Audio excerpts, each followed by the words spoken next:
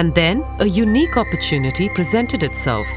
In the course of my work, I had come across the story of Jörg Olsen, an ex-policeman turned conservationist. Jörg and his wife Karen set up the Jukani Predator Park. Here, many big cats rescued from bad zoos and canned hunting farms are offered a home and get lifetime care.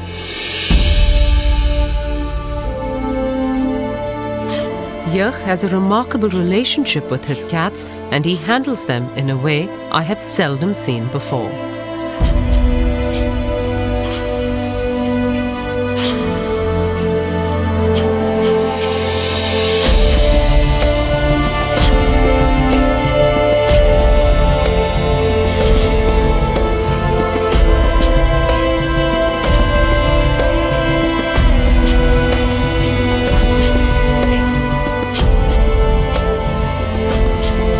But there was one big cat here that he did not know what to do with. This black leopard, called Diablo, had been rescued from a European zoo where he'd been abused. That experience had made him suspicious and vicious. All he did was sit in his night shelter and snarl at anyone who came close to him. 6 months in, and Jörg was at a loss as to how to deal with this cat. That whole atmosphere there was a vibe of aggression and of I hate you and I will kill you. And you know, the one encounter I had with him, he sent me to hospital 1 bite, 1 week. Here, I thought, was the perfect case. If Anna could get this animal to change his behavior and become well adjusted, then I would have no choice but to acknowledge that she was in dialogue with animals. It took me some time, however, to convince Jörg to bring in Anna. He's a dangerous cat. He's very, very dangerous. He's towards me and towards everybody else.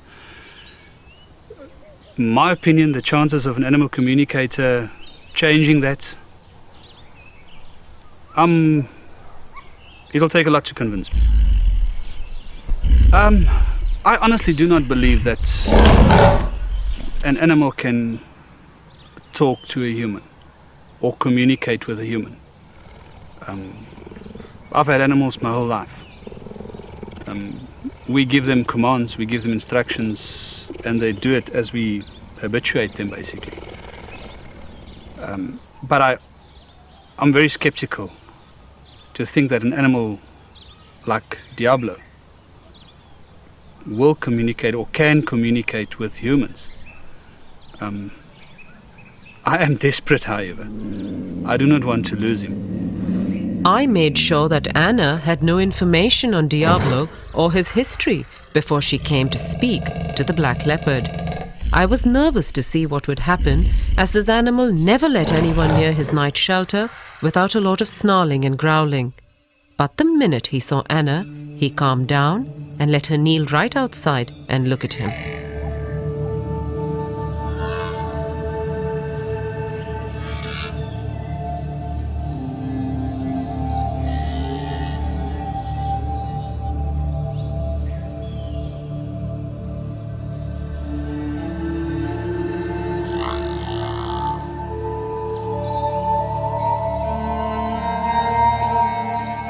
This beautiful black leopard that you've asked us to communicate with is very overawed by his new surroundings, having come from a very cramped and stressful place for him.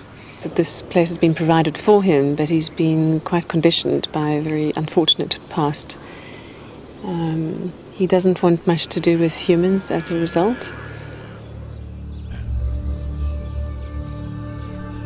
He's immensely powerful, and I mean not just physically, which you well know and respect, but he's immensely powerful with a wisdom and an energetic presence and personality that is far bigger than anyone has ever appreciated about him before. And he commands a certain amount of respect for that. Again, not in a needy way, but really just out of, by virtue of who he is as a being. There's a very particular thing about his name, Diablo. He wants that name changed. because he doesn't like the associations with it, the blackness, the darkness, the diabolical. And when asking him about his past before coming here, he shows concern for 2 young cubs that were next to him. He's asking what happened to them with a great sense of care and concern. We actually forgot about that. When we went to fetch him, there was so much excitement about bringing him back here. It actually slipped my mind until she said, he asked about the 2 cubs, and then we've remembered there were 2 little young leopard cubs next door to him that came from Breytenbach, and they were sort of semi-wild. They weren't hand-reared, and it just slipped my mind. And when they talked about it, I couldn't believe. I actually did believe it. I mean, then I really believed that they were communicating. And she communicated with him, and when we spoke to her and she relayed all the information back to us, firstly I didn't believe her. It's things that anybody can think out, and you can think, And then she said something about the cubs that were with him.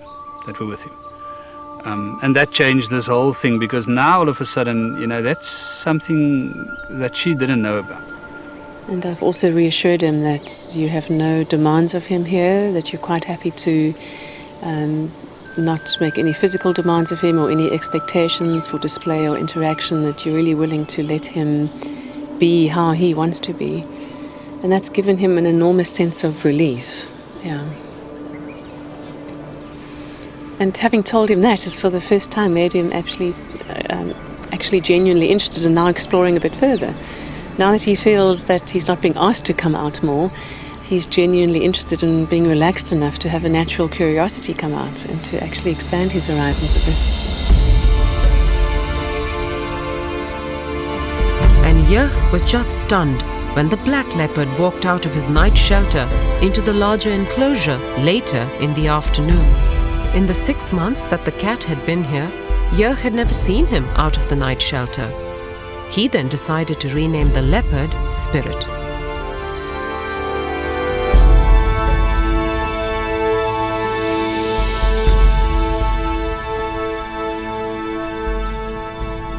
We told him that same afternoon that we're not going to call him Diablo anymore. And we understand and we agree with that the diabolical side of it. That's not what he is to us. And we'd like to change his name to Spirit. As I walked to him, I thought, listen, he asked about the 2 young leopards. And I thought, well, I'm here now, there's nobody else here. I'm not going to look like a fool if he ignores me. I'll tell him what happened to those leopards. And as I called him and I said Spirit, and he was looking at me, he was lying like that, I said, with regard to the 2 little leopards, I just want to assure you and I want to tell you that they're safe. And I couldn't help it. I just said to him, wow, you're beautiful. Beautiful. Oh, that's mooi. That's mooi. And he gave me that, oh. And I thought, what's happening here? And I said to him, you understand what I'm telling you if I say to you that you're the most stunning cat? Oh. And I spoke to him and he answered me about 19 times. And he just sat there and he was totally relaxed.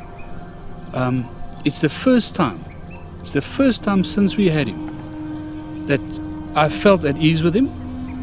I felt that he was relaxed and he understood me. It was, to say that I don't know what it feels like for him. For me, it was the most amazing moment. Later that afternoon, Anna came back to check up on Spirit and to see how he was doing. I'm asking him now about how he experienced the communication from Jochen through the fence. And he said it's the first time that someone has directly expressed to him verbally appreciation for who he really is, not how they see him to be. And that really surprised him. He shows me an image of literally stopping in his tracks by surprise at that sense of just this wall of appreciation coming towards him. He is so relieved that nothing's being demanded of him here. He's just so relieved. It's like this weight is lifted from his shoulders. And when he was grunting back, he said he was saying thank you for the thank yous. So for each thank you he was getting, he was saying thank you back.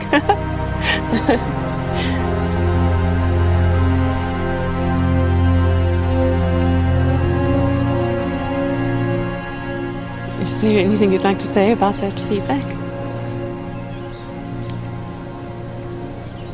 I think we'll talk about this a bit later. I can't listen.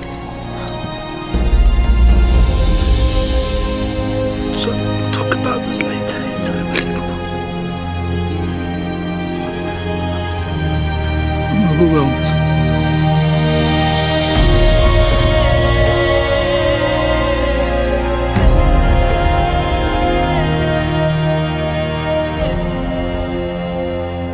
It's two different animals.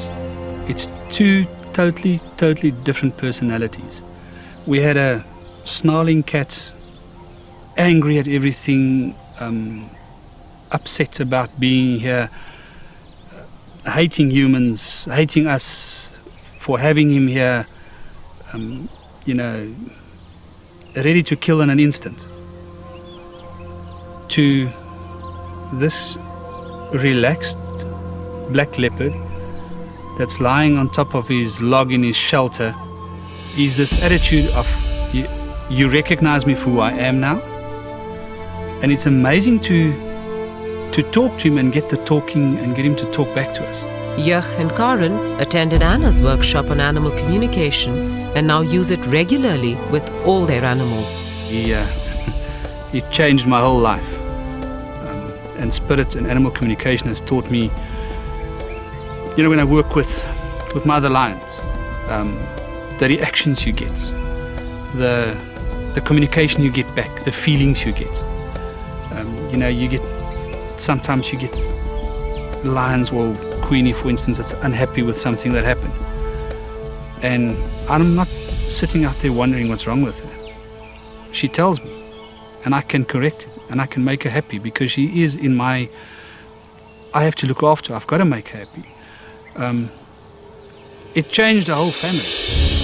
The opportunity for every individual on the planet to connect again with nature is right there on our doorstep.